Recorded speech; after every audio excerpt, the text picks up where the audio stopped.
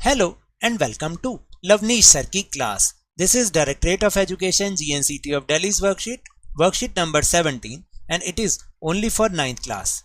It has taken from the subject Social Science Geography, and we will learn and understand and continue chapter number 2, Physical Features of India, the Islands, in this worksheet. So students, आज की इस worksheet में भी हम chapter number 2 physical features of India को continue कर रहे हैं, जिसमें हम टॉपिक डिस्कस करेंगे the islands. So without wasting our time, let's start and understand with me. We group the islands of India into two major categories, यानी हम भारत के इन द्वीप समूहों को दो मुख्य भागों में बांटते हैं. कौन कौन से? First is the Andaman and Nicobar island, and the second one is the Lakshadweep. First, we'll discuss about the Andaman and Nicobar Island.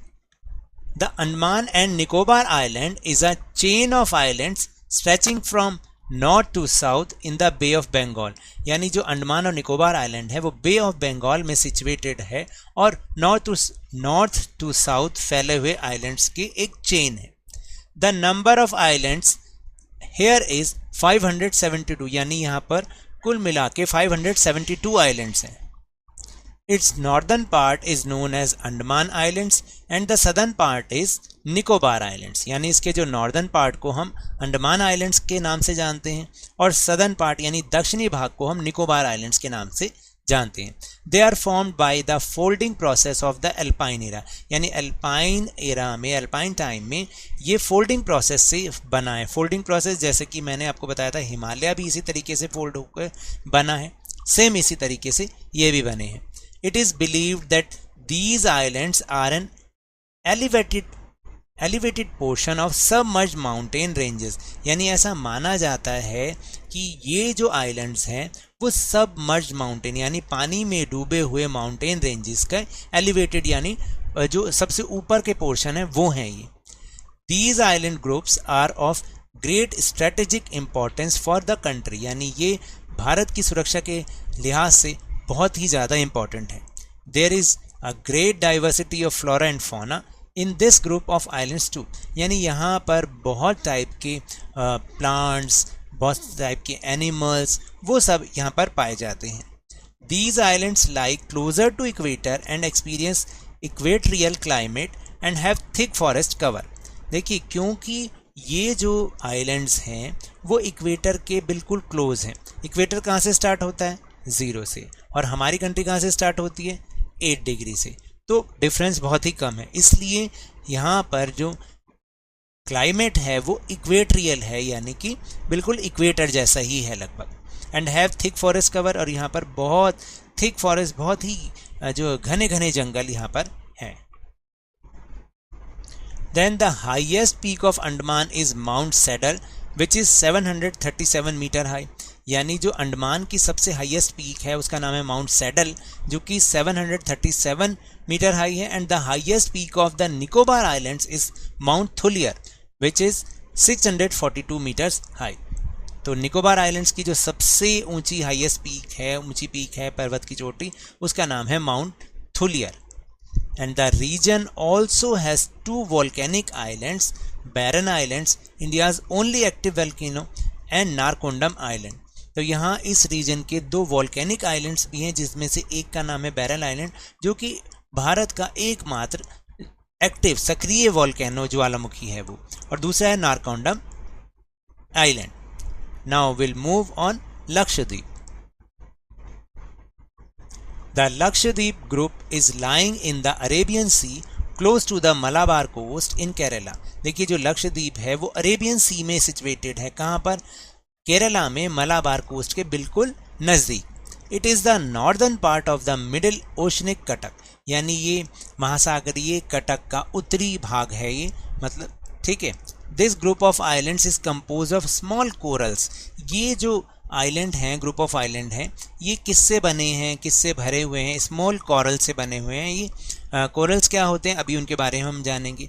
There are 36 islands found in it. यहाँ पर कुल 36 आइलैंड्स हैं. Earlier they were known is Laccadive, Minicoy and Amindivi. और पहले इनको हम इन नामों से जानते थे। In 1973 these were named as Lakshadweep, और 1973 में इसको लक्षद्वीप का नाम दिया गया।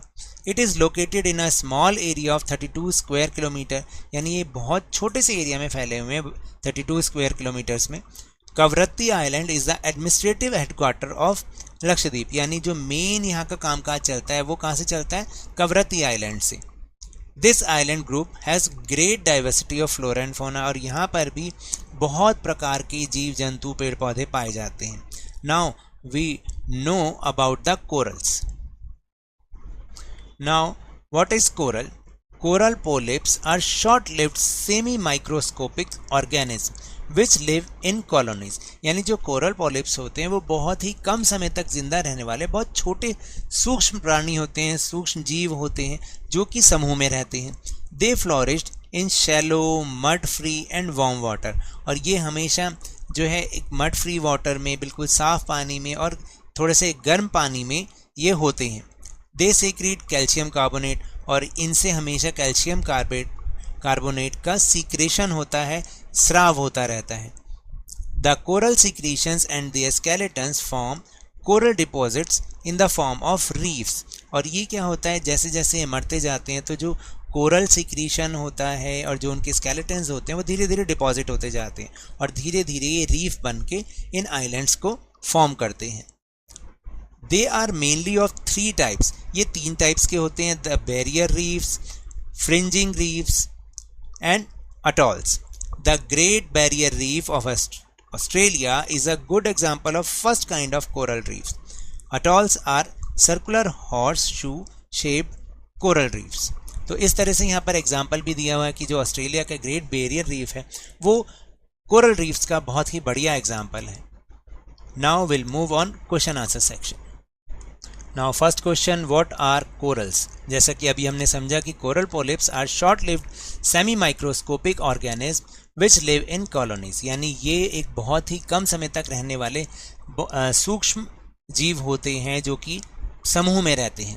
दे flourished in shallow mud free warm water, और ये वार्म वाटर और मड फ्री वाटर में फ्लोरिश होते हैं यानी और ज़्यादा फैलते हैं। दे सीक्रेट कैल्शियम कार्बोनेट, और इनके अंदर से कैल्शियम कार्बोनेट का सीक्रेशन होता रहता है। Question number 2, name the islands of India and locate them on the political map of India. तो सबसे पहले हम ये बता दें कि there are 2 groups of island in India. The first is the Andaman and Nicobar islands and the second one is Lakshadweep. And now will show these islands groups on political map of India. So this is the political map of India and now we'll show the island groups. देखिए, here is in Bay of Bengal, Andaman and Nicobar Islands groups. जो northern part है उसको हम Andaman and southern part को हम Nicobar islands कहते हैं और वो यहाँ पर है। आपको भी एक मैप लेना है जिसमें इसको शो करना है और फिर अपने सर या मैम को इस वर्कशीट के साथ भेजना है। And when we go in west side यानी अरेबियन सी, यहाँ पर देखिए केरल का मलाबार कोस्ट है जहाँ पर उसके पास में ये लक्षद्वीप है, लक्षद्वीप आइलैंड है। इस तरह से हमें इसको शो करना है। Now question number 3, describe the main features of Lakshadweep. देखिए, the Lakshadweep group is lying in the Arabian C close to the Malabar coast in Kerala. First तो ये इसका मेन फीचर हो सकता है कि मलाबार कोस्ट केरला में के नज़दीक है ये अरेबियन सी में।